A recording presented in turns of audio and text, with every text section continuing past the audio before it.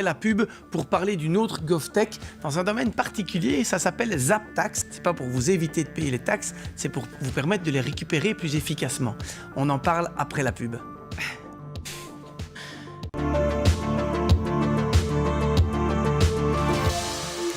De retour dans Success Stories, le magazine de l'N24 qui valorise et analyse les startups, scale-up et PME belges qui cartonnent. Alors ici avec nous, on a une émission spéciale GovTech et CivicTech et j'ai l'honneur de recevoir Jean-Marie Audon. Jean-Marie, bonjour. Bonjour. Alors on a un sujet assez intéressant. Votre société s'appelle ZapTax. Alors au départ, quand on dit ZapTax, ça pourrait faire peur. Est-ce qu'on va vers la fraude? Que du contraire, on va voir, on permet même de l'éviter. On expliquera pourquoi. Alors vous êtes juriste de formation, vous avez fait un MBA à l'INSEAD et puis vous avez une véritable carrière internationale puisque vous êtes allé aux États-Unis travailler pour les Big Four, les grands consultants. Vous avez épousé, et c'est pas négligeable dans le projet dont on va parler, une Chinoise. Vous revenez notamment de 6 ans en Chine et c'est là où vous avez eu ce fameux projet de ZapTax. Alors, comment est né ZapTax? C'est quoi le problème que vous avez cherché à résoudre avec ZapTax? Alors, ZapTax est une plateforme qui fluidifie la détaxe. C'est quoi la détaxe? C'est la possibilité pour des voyageurs qui résident hors de l'Union européenne, qui viennent dans l'Union européenne et qui font des achats, de récupérer la TVA qu'ils payent sur les achats qu'ils font en Europe. Et donc, ça veut dire que ça s'adresse vraiment à un public... Comme on prenne l'exemple, c'est le Chinois qui vient à Paris ou à Bruxelles, qui fait toute une série d'achats sur lesquels normalement il ne doit pas payer la taxe. Et habituellement, il a toute une série de paperasses à faire au moment où il va repasser les douanes. Ici, vous simplifiez ça. Concrètement, comment ça se passe? Voilà, je viens de faire mes achats, je dois faire quoi avec ZapTax? Alors, vous faites vos achats dans un commerce en Europe, vous payez la TVA.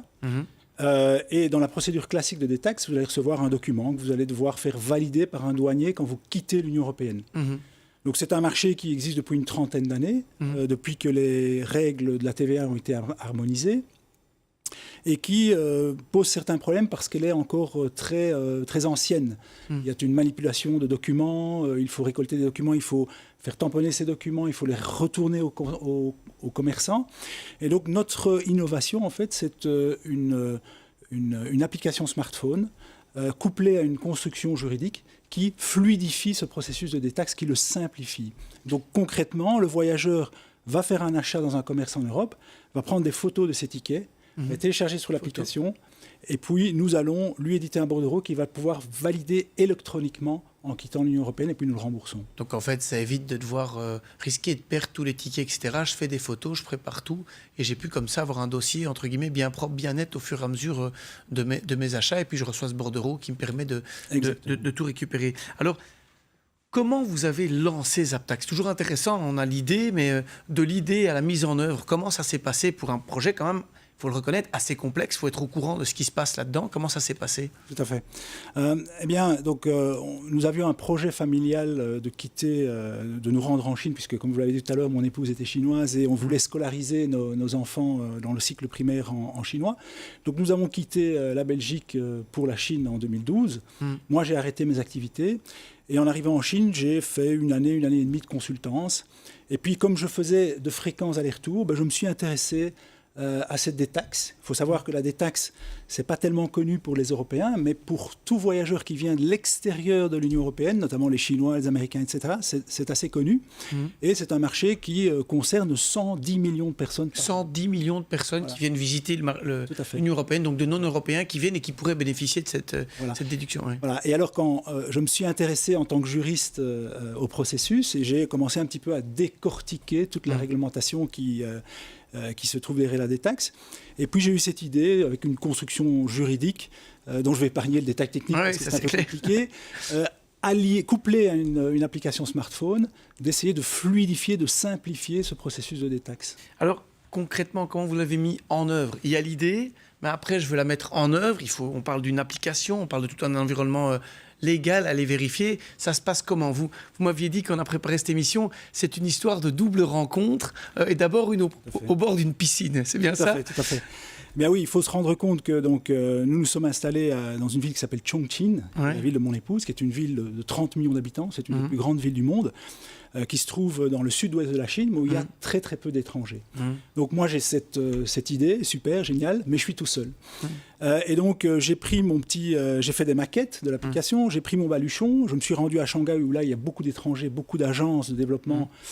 Et j'en suis ressorti un petit peu déprimé parce que j'avais reçu des devis pour faire ce développement. Faire coder par un tiers, voilà, souvent ça coûte une blinde. Il vaut mieux avoir un associé qui maîtrise. Ouais. Et puis, oui, je crois beaucoup aux rencontres. Et mon épouse nous avait inscrits dans une petite piscine de quartier où il n'y a pas beaucoup de monde et encore moins d'étrangers. Et un soir, je vais nager avec mes garçons. Et là, il y a quelqu'un qui nage. Et puis, c'est un étranger. Puis, il parle français. Puis, il est ingénieur informaticien. Et puis, de fil en aiguille, il était disponible. Et on a lancé ce projet à deux. Il s'appelle Thomas Roussari. Alors, c'est un peu la même chose par rapport justement au côté TVA. Vous avez dû vérifier le modèle, vérifier comment ça s'est passé. Là, c'est aussi une rencontre. Voilà, donc j'ai commencé un petit peu à décortiquer la réglementation, à télécharger les arrêts de la Cour de justice, puisque c'est très important dans cette matière. Et là aussi, au hasard des rencontres, j'ai fait la connaissance d'une personne qui s'appelle Yves Bernards, qui est un fiscaliste belge, et qui est sans doute, qui est une encyclopédie au niveau de la TVA européenne. Et qui a la grande qualité, en même temps d'être technicien et en même temps d'avoir beaucoup d'imagination et beaucoup de créativité. Et donc je lui ai présenté le projet et ensemble on a monté des dossiers et on a été voir les autorités fiscales et douanières dans différents États. Quand on est du côté des autorités maintenant, vous venez avec un mécanisme qui à la fois simplifie mais qui peut faire peur aussi. Quelle a été la réaction des administrations quand vous avez été les rencontrer ? Oui, alors c'est clair qu'on parle ici d'argent public, on parle de taxes, on parle de douane, on parle de fraude. Et donc, c'est clair qu'il y a à la fois un mélange de méfiance, d'autant plus qu'on est une petite entreprise avec une nouvelle idée, et en même temps une certaine écoute dans la mesure où je pense que ces autorités se rendent bien compte qu'elles doivent faire évoluer le concept, qui est resté un petit peu figé au XXe siècle. Et donc, ça veut dire qu'il faut faire preuve de beaucoup de pédagogie, d'humilité, de patience aussi, puisque, évidemment, avec... ça prend un peu de temps. Alors vous avez travaillé, c'est vrai, dans un vrai win-win avec ces administrations. Vous avez été le premier à tester votre produit, c'est ce que j'ai retenu dans nos échanges. Et puis ça décolle grâce en fait aux expats, c'est ça? Donc votre premier public, ça a été... Comment vous avez été chercher vos premiers clients? Tout à fait. Oui, donc effectivement, il y a un énorme défi marketing dans ce projet, dans la mesure où aujourd'hui, vous avez 1 ou 2 millions d'applications sur l'App Store et il faut essayer de se démarquer avec votre application. Donc on s'est retrouvé devant une pelote de laine du marketing, on a essayé de tirer différents fils. Et puis ce qui a été vraiment le déclencheur pour nous, c'est une publicité qu'on a placée dans un magazine pour expatriés à Shanghai, expatriés français et belges.